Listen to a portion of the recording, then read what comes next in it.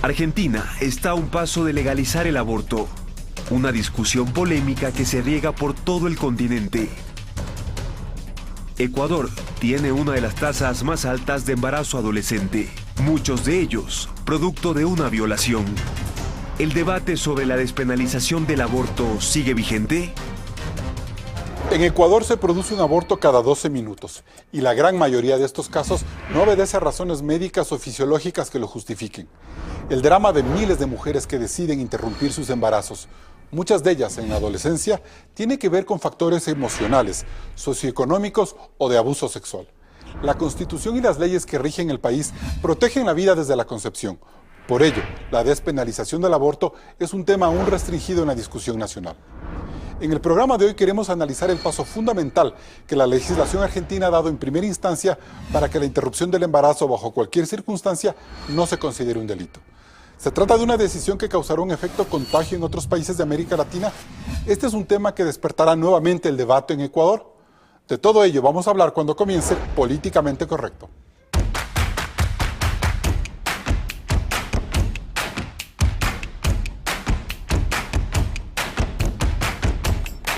Hoy nos acompañan Ana Cristina Vera, abogada, politóloga y feminista, directora ejecutiva del Centro de Apoyo y Protección de los Derechos Humanos, Surcuna. Linda Arias, jurista y catedrática universitaria, pertenece al Frente Nacional por la Familia y al Movimiento Vida y Familia. Y Humberto Navas, médico ginecólogo, gerente del Hospital Gineco Obstétrico Isidro Ayora. Gracias por estar un nuevo domingo en Políticamente Correcto. El programa de hoy es sumamente importante porque queremos reflexionar sobre toda la movilización social que ha despertado la aprobación por parte del Congreso argentino de la ley que permite la interrupción voluntaria del embarazo antes de la semana 14 de gestación con el solo requerimiento de la madre, bajo la protección y acompañamiento del Estado. Claudia, ¿por qué esta ley ha sido tan discutida en América Latina? Porque si esta ley se aprueba finalmente en el Senado, Argentina sería el primer país de la región en despenalizar el aborto bajo cualquier circunstancia, por fuera de la Ciudad de México, Cuba y Uruguay. En este último país la interrupción es posible solo a través de pastillas, más no de una intervención médica. La mayoría de países latinoamericanos prohíbe el aborto a menos que corra peligro la vida de la madre. Las legislaciones más avanzadas están en Colombia, Bolivia, Chile y Brasil, donde el aborto es despenalizado o tiene atenuantes por la salud de la madre en casos de violación o cuando el feto presenta una malformación. ¿Y qué ocurre en el Ecuador? El Código Orgánico Integral Penal permite el aborto cuando la madre corre peligro y en casos de violación, siempre y cuando la mujer tenga una discapacidad intelectual. Recordemos que en el artículo 45 de la Constitución de Montecristi, el Estado reconoce y garantiza la vida, incluido el cuidado y protección desde la concepción, por lo que este principio constitucional limita cualquier debate más amplio sobre la interrupción voluntaria del embarazo. Carlos.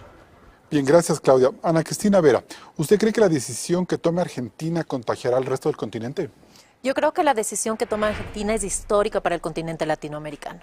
Es un momento de que se resarza la deuda histórica que tiene Latinoamérica con las mujeres en la región y que se despenalice el aborto en toda la región. Es fundamental por la vida y por la salud de las mujeres porque Latinoamérica es la región donde más abortos se practican y donde más complicaciones derivadas del mismo existen, de acuerdo a la Organización Mundial de la Salud. Su argumento es más político que de tema de salud cuando habla de resarcir el abandono a la mujer en estos casos. Tengo como varios argumentos.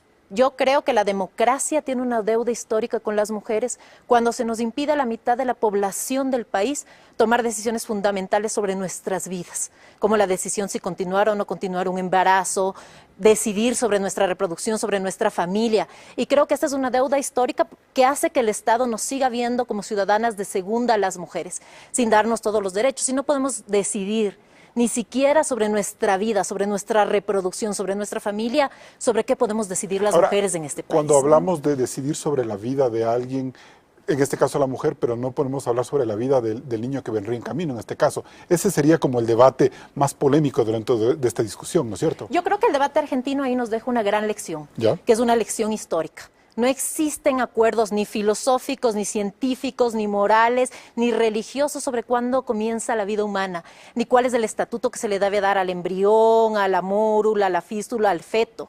Y cuando existen estos vacíos, es fundamental que cada persona pueda decidir de acuerdo a su conciencia. Yo creo en la pluralidad. Y la pluralidad implica que cada persona tenga la capacidad de tomar decisiones. Despenalizar el aborto no hace que nadie aborte, sino que únicamente cambia las condiciones para quienes deciden. Pero el artículo 4 del Pacto de San José dice que toda persona tiene derecho a que se respete su vida. Ese derecho estará protegido por la ley y en general a partir del momento de la concepción. Entonces ahí se habla del tema de la vida. Por supuesto, ahí hay una sentencia internacional muy importante a propósito de la Corte Interamericana, que es la sentencia Artavia Murillo versus Costa Rica, donde la Corte interpreta justamente la protección de la vida desde la concepción. Y dice que se hace a partir de la protección a la mujer embarazada, que es incremental y progresiva y que no se contradice con la despenalización del aborto, mucho menos en causales extremas como violación, malformaciones genéticas, vida o salud de las mujeres. Además, porque la Organización Eso lo dice la Corte Interamericana de Derechos Humanos, ¿no? El instituto más importante en materia legal en América. Doctora Arias, ¿por qué esta es una ley en cambio inconveniente en Argentina y en el continente? Porque lo que estamos, Carlos, y gracias por invitarnos, lo que estamos nosotros ahorita haciendo es querer primero hacer apología de un delito. Abortar en nuestra ley es un delito. Y lo que se está es lavando la conciencia de las personas y sí se ha dicho, no hay conciencia y que cada persona según su conciencia, no hay la conciencia real y científica de que sí existe vida. Hay personas que salen con unos argumentos que nos indican unos argumentos que tienen totalmente descontextualización más real. Políticos que más políticos que médicos. El problema viene a ser exacto, ni siquiera más jurídicos que médicos, más sociales que médicos, científicos y jurídicos, porque se intenta que la Constitución que tenemos escrita, que tanto nos costó que se la dé, que se la emita, y que según era una Constitución para N años, se violente. Nosotros, tú bien has dicho, el artículo 45 habla bien clarito, que se debe reconocer el derecho desde la concepción. Y después tenemos en el 44 también cómo el Estado está obligado a tutelar el interés superior del niño sobre cualquier cosa. Lo que no podemos tampoco negar es que esas leyes pueden ir en contra de realidades sociales y que, por ejemplo, legislaciones como la latinoamericana en general va mucho más demorada que legislaciones de primer mundo, en donde el debate de la despenalización del aborto tiene factores y se inspira en factores más bien sociales y de realidad. Carlos, llama la atención la visión que podemos tener humana sobre todas las acciones y gestiones sociales existentes y actuales. Si yo te digo a ti que hay un N número de robos y que por lo tanto tenemos que despenalizar el robo, tú pones el grito en el cielo y dices, no, ¿cómo va a ser posible la propiedad privada y todo? El derecho a la vida es un derecho fundamental, es el primero de los derechos que tenemos. Por más que piensan y pueden hablarse de un derecho retrógrada, fundamentalista o lo que quiera, es el derecho en el que nosotros iniciamos. ¿Qué pasa, doctora, cuando esa vida viene por sujeta de un delito, como puede ser una violación? ¿Qué pasa? Yo sí. Ahí existe un drama social. Existe. En el que se podría pensar una despenalización del aborto en esos Carlos, casos. Yo digo, pues, las violaciones han ido creciendo por el comportamiento humano que está como un poco desenfocado de hacia dónde. Si nosotros aprobamos el aborto por violación, va a ser esa la clave para que se acaben las violaciones. Pero que se castigue al violador. Pues. Esa es la cosa. Yo cuando leo los instrumentos públicos y estadísticos que se dan sobre la cantidad de violaciones que existen, sobre la cantidad de niñas embarazadas por violación de X, Y o Z personas, yo digo, a ver, ¿qué es lo que está pasando con nuestra justicia?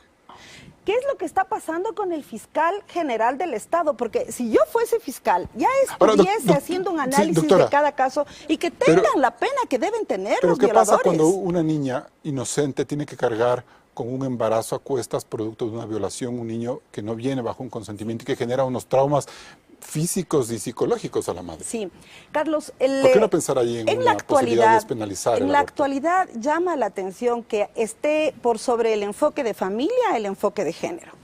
Si tú conversas y en mi relación con los estudiantes universitarios es evidente que todos tienen miedo a la paternidad y a la maternidad. Peor en estos casos, doctora. Sí, y si es que el mensaje que tú le das a la persona que ha sido violentada y le dices, no, tienes que abortar y después pues me sabrán dar la razón, si es que el aborto no es o no es un acto de violencia más que se suma a la violación, tú les das el mensaje de que esto puede ser menos nocivo que esto otro, pero los dos son dañinos, pues vamos, ayudémosle a superar más bien el primer problema violento que tuvo la persona. Doctor Navas, el proyecto de ley de Argentina a mí me llama la atención por un tema, que se permite el aborto hasta las 14 semanas de embarazo. ¿Hasta qué punto ese periodo de gestación es grave, está bien desde el punto de vista médico? ¿Cómo entender estos aspectos ya fisiológicos que se narran en la ley argentina? Bueno, en la clasificación del aborto tenemos la primera, que es el aborto temprano, el aborto tardío, el aborto temprano que va hasta las 12 semanas y el aborto tardío de las 12 a las 20, 22 semanas, según algunos autores. Lo que pasa es que es más sencillo el realizar un aborto en esa etapa hasta las 14 hasta semanas, la 14 con menores incluida. riesgos, diría, ¿Ya? para la vida de la madre. Posteriormente, pues habrá riesgos al realizar un aborto, por más terapéutico que sea, para la vida de la madre también. Ahora, la cuestión de que ese aborto se produce en esas 14 semanas, ¿se le considera ese embrión como vida, como un ser humano? ¿Cómo entender esa disquisición que puede ser hasta política, moral, religiosa, biológica? ¿Cómo entender esa discusión? A ver, lógicamente, que desde el momento que se produce la fecundación, estamos hablando ya de una nueva vida. Y usted tiene ya un embrión con frecuencia cardíaca a partir de las 6, 7 semanas, ¿no es cierto? Ya detectable, pero está habiendo vida desde cuando se produjo la fecundación. Entonces, eso es incuestionable, ¿Irrebatible totalmente? Es irrebatible porque hay vida, hay vida, ¿sí? Entonces, lo que sucede es, por ejemplo, desde el punto de vista médico, nosotros estamos para preservar la vida, así es, para cuidar la vida. Pero cuando esos embarazos vienen producto de tantos dramas sociales, económicos, se entendería que también hay que preservar la integridad psicológica y física de la mujer. Nosotros podemos hacer el primer acápite, ¿no es cierto? Cuando el embrión, cuando ese feto está mal formado, ¿sí? Y va a ser incompatible con una vida digna, ya es un problema. Cuando es producto de, por ejemplo, de una violación en un adolescente con discapacidad, también ya es un problema y es un problema humano, como ustedes dicen. ¿Cierto? Entonces hay que considerar eso. Muchos de los embarazos, o el embarazo en su gran mayoría, no es un problema para la vida como tal de la mujer. Pero psicológicamente pero sí, socialmente en cambio, sí. Este tipo de embarazos producto de una violación o un embarazo que viene mal formado, sí puede causar problemas psicológicos, deterioro psicológico en la mujer, y entonces ese sí es causar un daño. ¿Y es conveniente entonces abrir el debate sobre este tipo de causales? Sí, se puede abrir el debate, es lógico que se puede abrir el debate. Usted ha oído a las dos damas que me han precedido la posición que ellas tienen, y muchas de las mujeres en el país pueden tener esa posición. Sí. Perfecto. Carlos, una sola cosa que quisiera preguntarle nomás. El pequeño, el bebé, el óvulo germinado, ¿tiene su propio ADN? Acaba de decir que tiene su propio ritmo cardíaco cuando se detecta. ¿Tiene su propio ADN? Lógicamente. Eso nos da una pauta de saber que es una vida diferente. Bien. Doctora Ana Cristina Vera, ¿cómo entender ese tema de la vida dentro del embrión? El embrión como vida.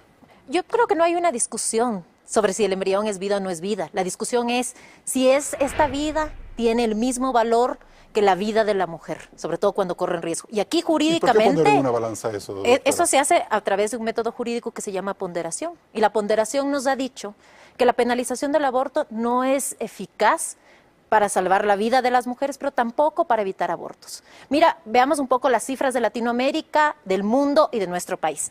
De acuerdo a la Organización Mundial de la Salud, al año se realizan 22.000 millones de abortos inseguros. Doctora, de eso vamos a hablar en el ¿no? siguiente bloque, pero para ordenar un poco el debate. Yo lo que quiero preguntarle es, usted hablaba de que es un logro de la legislación argentina llegar a este punto. Yo le pregunto una cosa, mucha gente cuestiona esta ley porque dice que están equiparando al aborto como un método de anticoncepción y que ese puede ser el riesgo, es decir, como hay un aborto libre, entonces yo coincido y luego me lo practico. Entonces, ¿hasta qué punto eso sí se corre el riesgo de que ocurra? A mí me parece que las personas que piensan eso, lo que pasa es que tienen un profundo desconocimiento y una profunda desconfianza en lo que somos las mujeres y en nuestras experiencias vitales. La experiencia que tenemos las mujeres frente a un embarazo no deseado es una de las experiencias más difíciles en la vida. ¿Y frente a Ninguna practicarse un aborto? mujer va a buscar un embarazo no deseado. Y todas las decisiones que puedes tomar frente a un embarazo no deseado, sea continuar con el embarazo, abortar o dar al niño en adopción, son decisiones sumamente difíciles. Perfecto. Ninguna mujer va a buscar a embarazarse para abortar. Simplemente es algo que pasa y ante lo cual se tiene que dar soluciones concretas porque la vida, la salud y la libertad de las mujeres del Gracias, Ecuador doctora. está en riesgo. Nos vamos a un siguiente corte comercial. Seguimos el debate en Políticamente Correcto. En el Ecuador, una mujer aborta cada 12 minutos, una cifra alarmante que indica que existe un problema de salud pública. Seguimos con el análisis luego del corte comercial.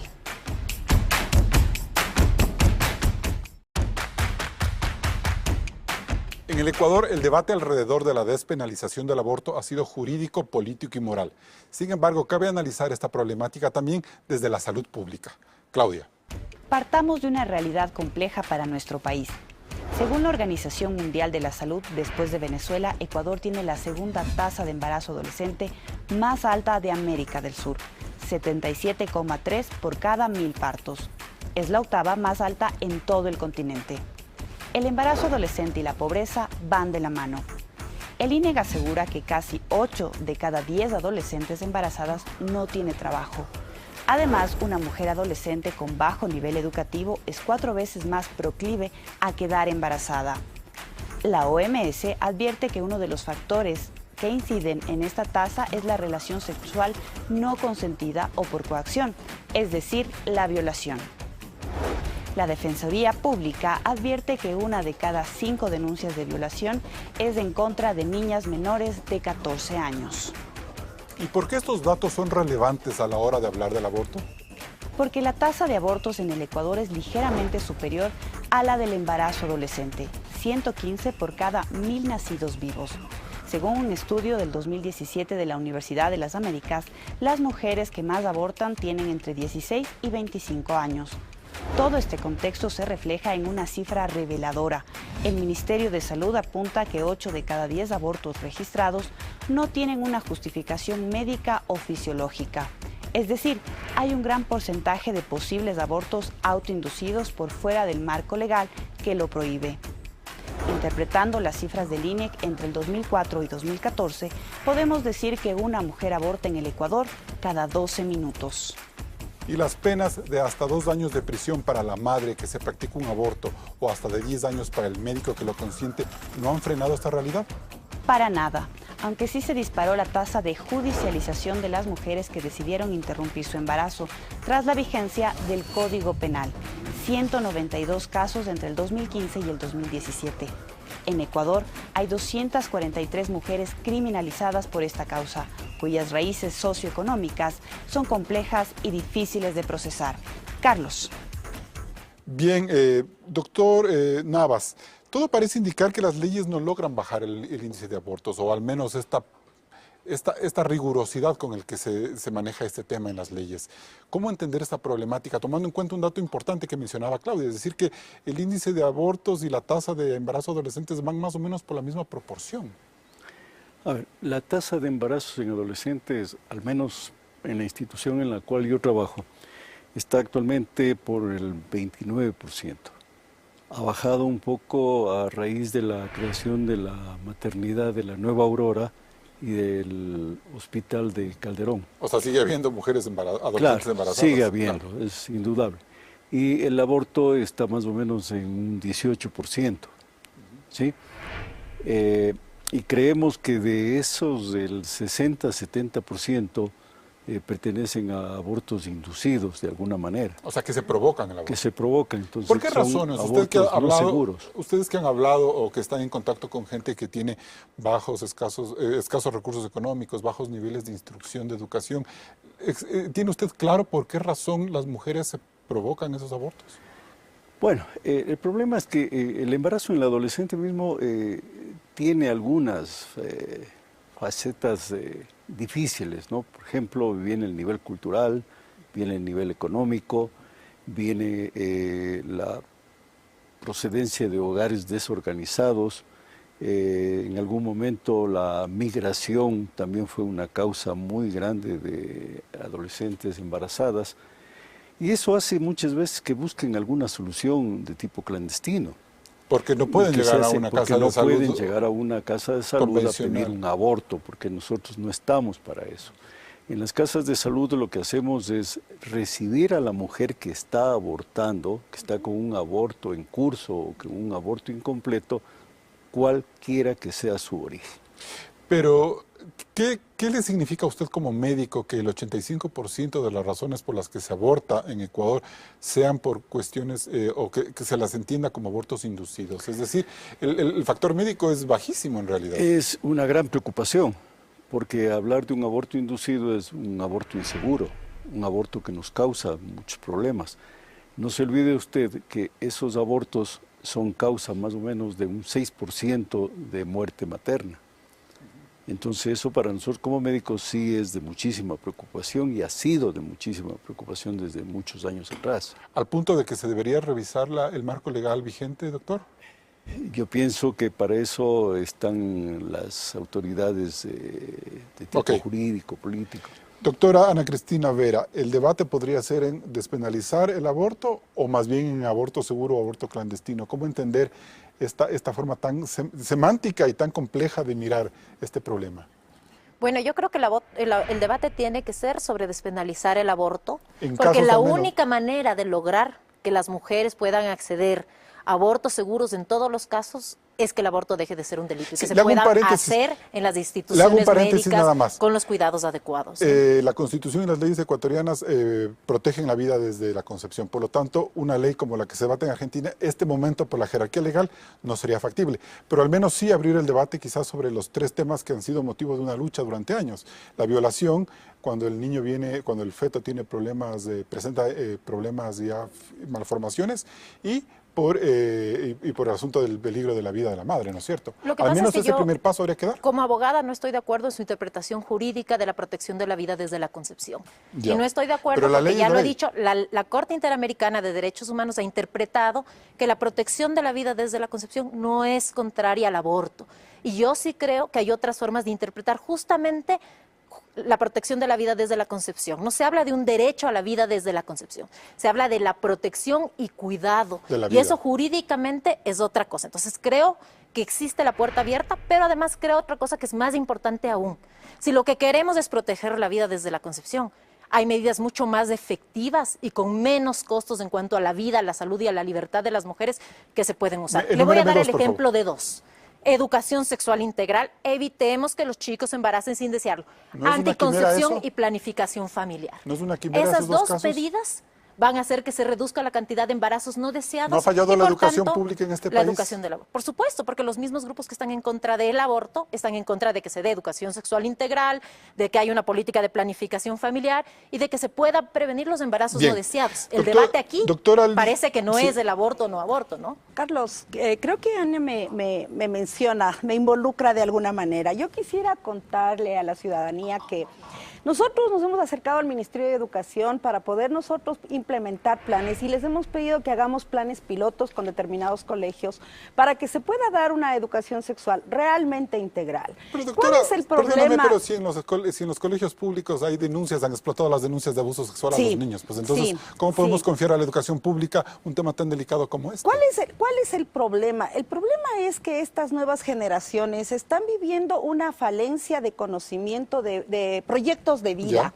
¿Qué es lo que está pasando? Estamos viviendo una juventud que no tiene una pertenencia familiar, porque no tenemos ni una ley con enfoque familiar, todas están con enfoque de género. Pero esa es la realidad, ¿no? Es la realidad, pero es que de alguna manera tenemos, o sea, si queremos salvar a nuestros jóvenes, salvar al Ecuador, tenemos que replantearnos la problemática social.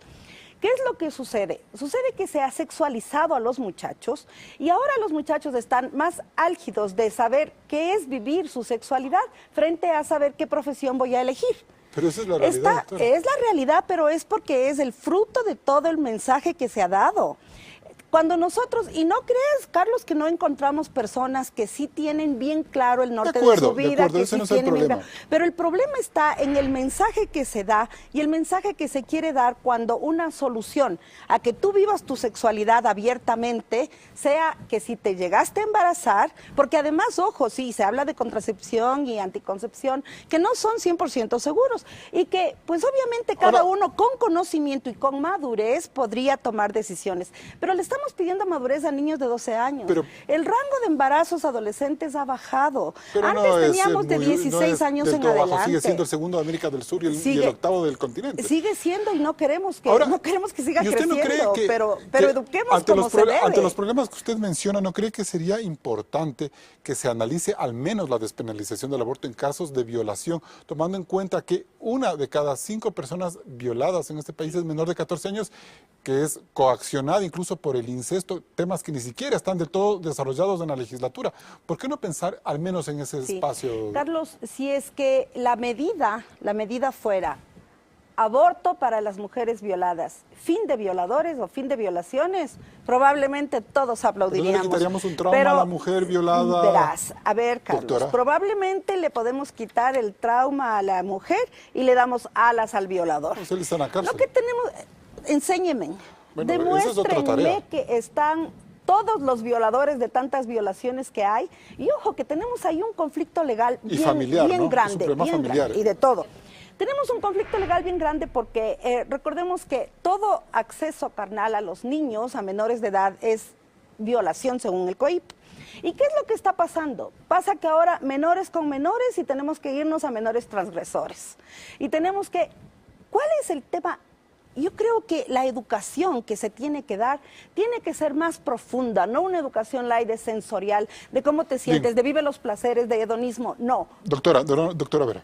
Sí, yo quería decir algo también. A mí me parece que es importante señalar que gran parte del embarazo adolescente también es consecuencia de la violencia sexual, porque me parece que de eso nos estamos olvidando. No, y eso sí se de 10 refleja a en las 14 cifras. años, 3.000 niñas paren al año en este país. 11.071 niñas han parido, de 10 a 14 han parido en este país en estos 5 últimos años.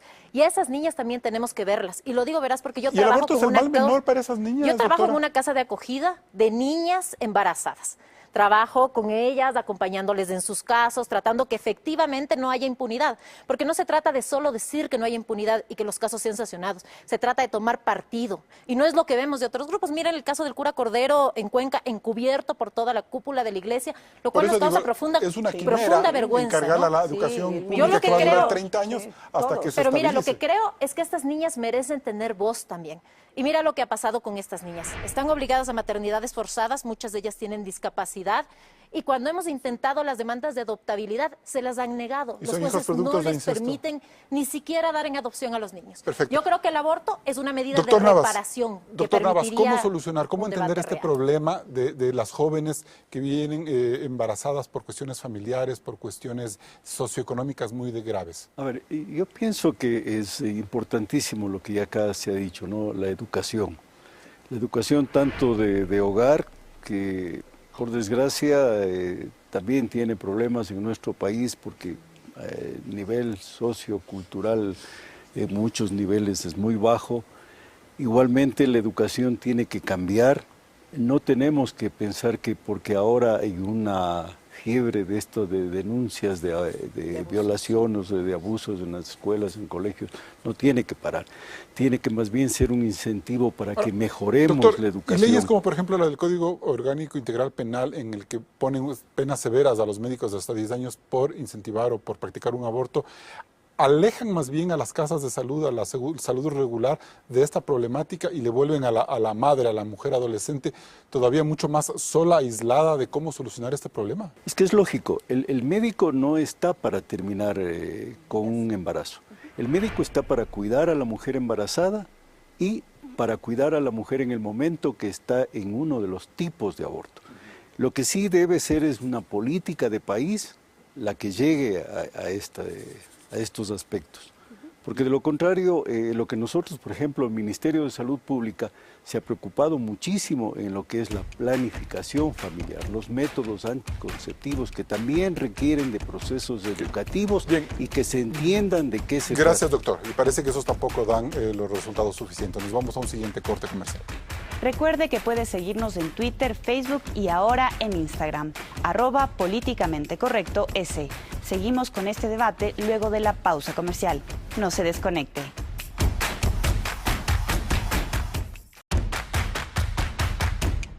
En la Asamblea Nacional se analiza el proyecto de Código Orgánico de la Salud. Dentro de esta normativa, el artículo 194 abre un espacio de discusión porque ordena la atención a todas las mujeres que lleguen a una casa de salud con una emergencia obstétrica como el aborto, asegurando la confidencialidad, el secreto profesional y los derechos de las mujeres. La ministra de Salud, Verónica Espinosa, explicó la importancia y los alcances de este artículo. El debate de si el aborto es correcto, no es correcto, está bien, está mal, es un debate social que va mucho más allá de lo que está estipulado en este momento en el Código Orgánico Integral de la Salud. Independientemente de la causa por la que haya tenido el aborto, sea un aborto espontáneo o un aborto provocado, la mujer debe ser atendida porque el servicio de salud, el médico, la enfermera que le recibe, no son el juez. Para decir, usted ha cometido un delito y entonces le voy a sentenciar a pena de muerte y le voy a dejar morirse porque usted cometió un delito. Eso no le corresponde al sistema de salud, estaríamos violando contra el derecho a la vida y varios otros de esos, y podría incluir inclusive en tortura a las mujeres. De ahí a la judicialización que está en el marco del Código Orgánico Integral Penal, que en nuestro país el aborto provocado es un delito, salvo las causales previstas en ese marco legal, nada de eso se está cambiando en este código. Lo que estamos diciendo es cómo responde el sistema de salud cuando llega una mujer en el marco de un aborto. Bien, doctora Linda Arias, lo que me da la sensación es que este gobierno, el de Moreno, tiene las mismas previsiones o percepciones sobre cómo manejar el tema de la despenalización del aborto. Es decir, no hay ningún cambio, siguen con la misma lógica de la jerarquía legal y de mantener los preceptos sobre los cuales es despenalizado el aborto, ¿no es cierto? Bueno, lo que evidencia en cuanto a la ley de erradicación de violencia de género, que se le quitó la palabra género y era violencia contra la mujer, y de lo que se acaba de dictar en el Acuerdo 397, pues no parece que tuviera una línea que sea accesible a los principios y criterios de cuidar la vida. El tema del Código Orgánico de Salud que se acaba de mencionar, efectivamente habla de una confidencialidad que a nuestro criterio, elimina el derecho de los padres a poder hacer el acompañamiento en la formación de los hijos. Que el problema sea de adultos, que haya adultos que sí, ahora pueden encontrar por internet todos los abortivos que quieran, y esos son los abortos que van en camino, que van en proceso y llegan a los hospitales. Claro, porque el hospital público no sí, pueden practicar un aborto que eso normal, también, y eso también bajo es condiciones delito, seguras. y eso también es delito y tampoco se hace nada. Entonces, un poco lo que vivimos es porque tenemos una ineficacia legal que está socapando más bien todo este tema para que no lo sea. Ahora, cuando la OMS, cuando la Organización Mundial de la Salud asegura que a leyes más restrictivas los abortos se vuelven más inseguros, ¿cómo entender este principio regional? Yo les invito a leer. Aquí en Ecuador no tenemos un análisis que pueda establecernos de eso, pero les invito a leer lo que pasó en Chile con esta Fundación Melissa, con el doctor Koch, que hace una equiparación de todo lo que han vivido las mujeres cuando el aborto era totalmente prohibido. Y hay nada de mortalidad de mujeres. Entonces, ¿qué es lo que pasa? Mira, yo creo que se quiere sobredimensionar este tema. Las mujeres más nos morimos por problemas de cáncer, por problemas cardiovasculares, por problemas, más que por abortos hechos mediante la adquisición de medicinas por internet, en donde te dicen, sí, tómate este químico, se toman ese químico y se cocina el bebé que está en el vientre. Pero, doctor, y después llegan doctor Navas, emergencias. Pero el problema no se solucionaría si el sistema de salud pública más bien acompañaría todos estos problemas sociales que tienen las madres adolescentes para no tener que recurrir en una práctica clandestina que luego se les vuelve una emergencia y que el gobierno lo que trata es de solucionar cuando ya la emergencia está dada, más no llegar al origen del problema. Sí. Justamente para tratar de evitar eso, el primer paso que creo que da el Ministerio de Salud Pública acá en el país es creación de métodos anticonceptivos seguros por sistemas de planificación familiar que, si son bien entendidos, son bien realizados, nos van a ayudar muchísimo. Lógicamente que para nosotros los médicos no es nada agradable recibir a una madre que ha sido víctima, diría yo, de un proceso de aborto inseguro, porque a veces nos ponemos en los peores casos, madres que tienen que llegar a terapia intensiva, madres que tienen que ser extirpadas su útero con edades tempranas, madres que no van a poder, mujeres, perdón, que no van a poder ser madres. Entonces para los médicos sí es un problema. ¿Cuánto de eso se evitaría si es que los hospitales públicos pudieran atender desde el inicio frente a temas como una violación, por ejemplo? Claro. Temas de violación, por ejemplo, en las mujeres en edad adolescente con problemas de discapacidades, sí se los hace. Solo en esos casos. Cuando son embarazos malformados, que no van a ser compatibles con la vida, sí se los hace porque se tiene principios para hacerlos, se nombra en comisiones técnicas en la institución y se los logra resolver. Pero sí hay una gran cantidad de estos embarazos que hay que tenerles mucha atención. Ahora, pero para eso son este código de la salud le cubre al médico en el tema de confidencialidad para evitar posibles demandas posteriores. ¿Cree que eso es lo positivo de este código? Es decir, que al médico le dan la posibilidad de trabajar o de atender una emergencia sin tener problemas legales posteriores. Verá, el momento en que llega una emergencia, el médico tiene que estar preocupado de salvar la vida de esa madre, de resolver el problema. ¿Tienes la ley ahí encima? Sí, pero tenemos que resolver el problema, porque ante ley o lo que quiera, el precepto del médico es salvar la vida de esa madre. ¿Sí? Y entonces nosotros muchas veces no tenemos tiempo para preocuparnos de otro tipo de problemas legales, ¿no es cierto? Pero sí nos preocupamos porque también nos interesa trabajar en un medio seguro. ¿Y este código de salud podría abonar para esa tranquilidad del médico? Claro, podría abonar para esa tranquilidad, para poder resolver las cosas tranquilamente. ¿Son medidas parches, doctora? Bueno, yo creo que la confidencialidad en salud para las mujeres que llegan con abortos incompletos y en cursos es fundamental, pero creo que es algo que también ya existe. Así, inclusive si los padres no se enteran, como decía Linda Arias. Actualmente está prohibido denunciar a mujeres y también es un delito. La revelación del secreto profesional está tipificado en el artículo 179. Y además, el artículo 503 establece que no pueden declarar en juicio personas que tengan secreto profesional. Porque lo que queremos justamente es cuidar a los profesionales de la salud, para que ellos puedan atender a las mujeres y no tengan que correr ningún riesgo legal. Y creo que eso es fundamental, seguirlo manteniendo. Y creo que este artículo es fundamental. Sin embargo, creo que no es suficiente. Como hemos visto, las cifras, la penalización del aborto no ha sido efectiva en ningún sentido para que no existan abortos. Lo único que ha hecho es que las condiciones en que las mujeres nos practiquemos abortos sean las más inadecuadas y ha generado un problema de injusticia social. Porque las mujeres que se practican abortos en condiciones de riesgo son las más empobrecidas, con menores niveles educativos, y las mujeres más jóvenes, como se ha mostrado, y son las que van presas también. Las estadísticas dicen que, bueno, el problema de salud, o sea, de riesgo de la vida de la mujer realmente es bajo en cuanto a los índices. Pero no importa, son muertes evitables, no importa si es una. Ya, de acuerdo. Esta mujer no debería morir por esa razón. Pero el problema no se soluciona ahí, sino el problema es las condiciones en las que se está embarazando la población adolescente. Hemos dicho que queremos una política integral. Yo he hablado de educación sexual, hemos hablado de anticonceptivos, pero también tiene que haber aborto legal y seguro para todas las mujeres, para justamente evitar las muertes de estas mujeres. Si tú miras, realmente la ley que penaliza el aborto no evita que las mujeres aborten. Esa es la realidad social de este país. El INEC nos dice que en el 2016 hubieron 30.400 abortos aproximadamente.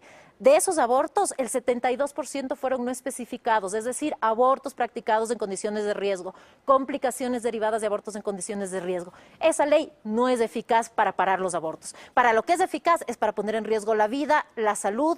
Bien. Y ahora la libertad de las mujeres. 30 segundos, doctora, sí. 30 segundos, sí. Carlos, igual lo que dije hace un momento, el hecho de que haya un delito tipificado y no sea respetado, la gente no lo respetemos y no estemos al margen de la ley, va a ser en todo, y el derecho a la vida creo que es el primero de los derechos. Quisiera dejarte en las manos aquí este documento que está por redes y que habla de la razón por la que Argentina perdió y aprobó el aborto. Y pues sí, cuando tenemos injerencia de institutos internacionales... Nos vamos a un siguiente corte comercial. Muchos sectores aseguran que la adopción es una salida para las mujeres que están embarazadas y no desean tener el bebé. Pero ¿cuál es la realidad de la adopción en el Ecuador? Se lo contamos al volver. Siga con la señal de Ecuavisa.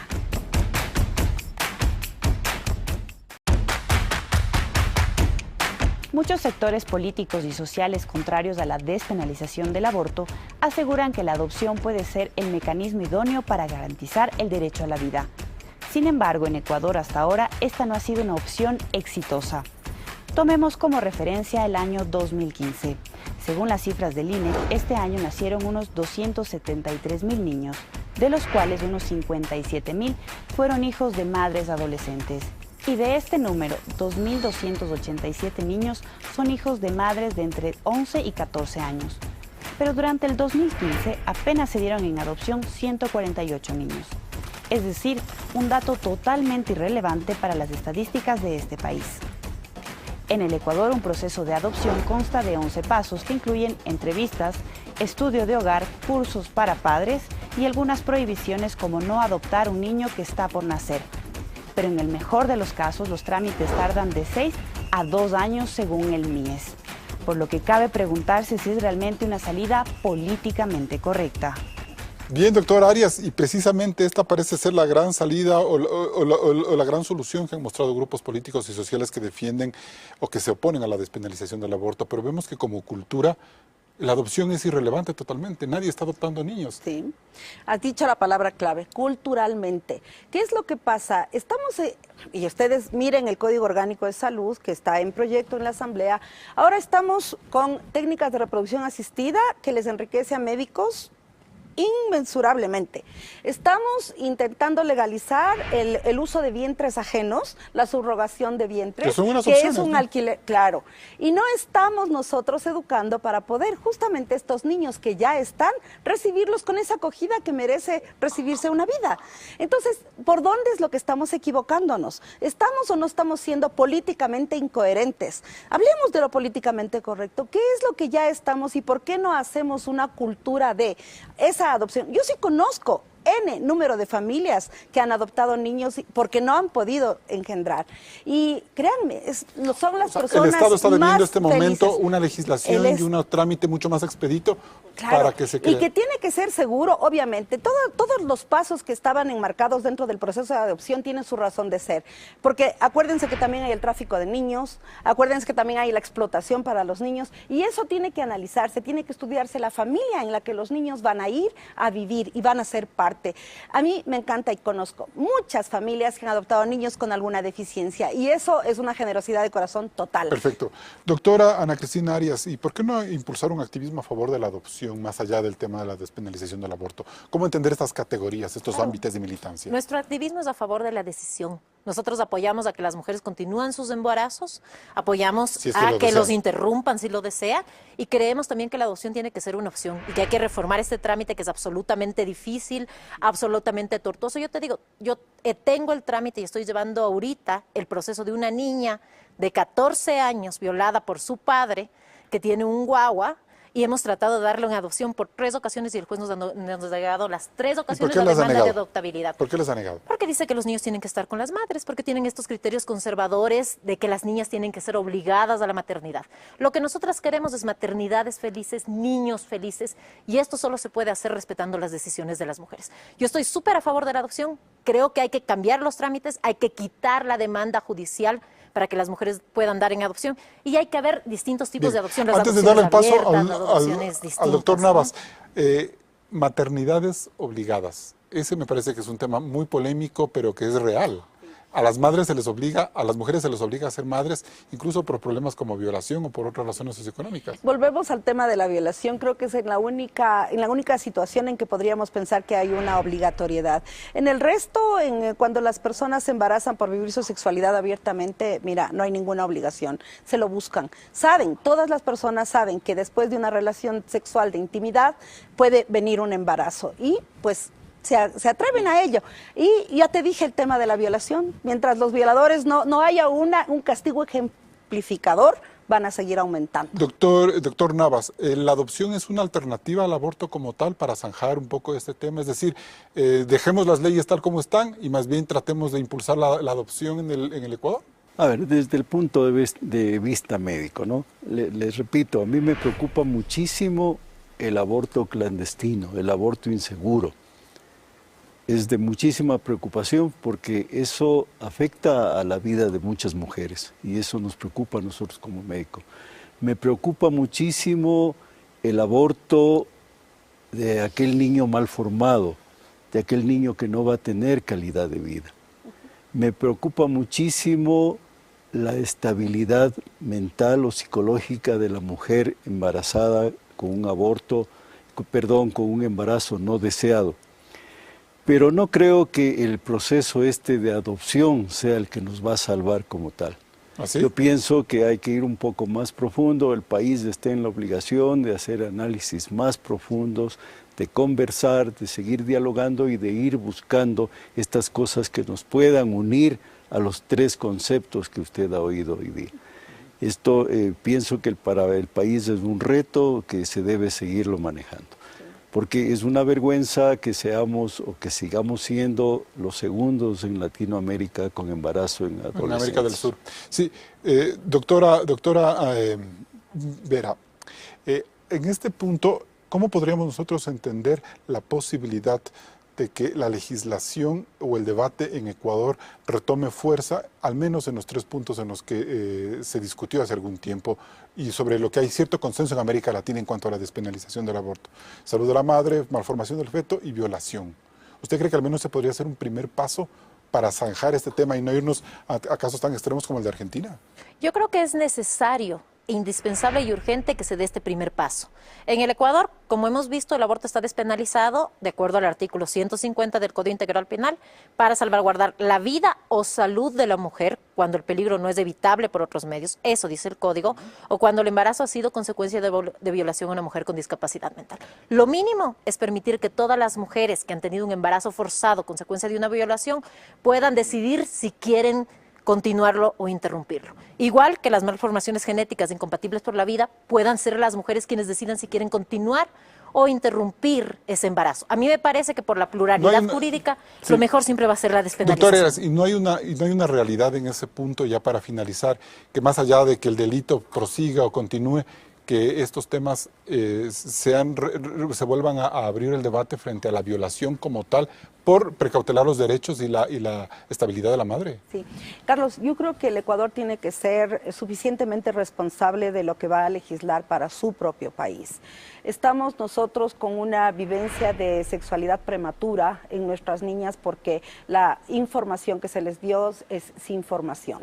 Creo que tenemos que tomarnos un reto bien serio en relación a la juventud que tenemos y más que todo, porque las personas adultas, mira, cuando me dicen hay abortos entre 16 y 24 años, los de más de 18 años, pensar que no tienen conciencia de sus actos sería un absurdo. Pero a los pequeños decirles que tienen la capacidad de decidir sobre sus vidas y tomar decisiones. Pero decidir sobre criar un niño también puede ser un trauma sí, para toda la vida. por eso es que tenemos, la prevención tiene que ser no como un asesinato, abortar es matar. La prevención tiene que ser con una educación de calidad. Ok, me voy a un siguiente corte comercial y entramos en la etapa de conclusiones.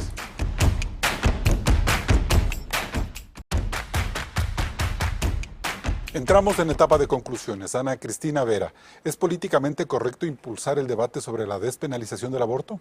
Yo creo que es políticamente correcto y necesario por la vida, por la salud y por la justicia para las mujeres. Pero además porque despenalizar el aborto no obliga a nadie a abortar. Lo que hace es modificar las condiciones en que las mujeres abortamos y por lo tanto salvar vidas. Linda Arias. Políticamente correcto sería tener una lectura real de lo que el Ecuador quiere. No hay un estudio que diga que las mujeres queremos matar a nuestros hijos. No hay un estudio que diga que las adolescentes han sido todas embarazadas por violación. Hagamos un estudio, pues sí, es una invitación al presidente y a la Asamblea y a todas las autoridades que tienen relación con el tema a hacer un estudio real que evidencie nuestra necesidad. Hay montones de problemas de salud de las mujeres que son mayormente necesarios atenderlos. Humberto Navas, ¿qué es lo políticamente correcto? Yo creo que para el país lo políticamente correcto sería tomar en cuenta todas las necesidades que tiene el país en este campo para preservar la vida tanto de la mujer, para preservar la vida del futuro ser dentro de lo que son los cánones normales del país. Sin duda, los preceptos constitucionales que rigen nuestra convivencia impiden que la legislación ecuatoriana sobre un tema tan controversial como la despenalización del aborto avance con la velocidad de otros países desarrollados. Los problemas de salud pública que tiene este país, producto de la exclusión social y de la falta de educación, vuelven más sensible esta realidad. Lastimosamente, su debate, como todo lo que ha ocurrido en la última década, se politizó sin que exista la posibilidad de construir consensos. Tanto los movimientos sociales como las autoridades estatales deben promover una discusión sincera y sin fanatismos de ningún lado. Las cifras que hemos visto sobre embarazos adolescentes y abortos y adopciones nos obliga como sociedad a enfrentar este tema con madurez y cabeza fría. Hasta el próximo programa. Con estas conclusiones que abren un debate importante en el Ecuador, concluimos Políticamente Correcto. Recuerde que tenemos una cita el próximo domingo por Ecuavisa.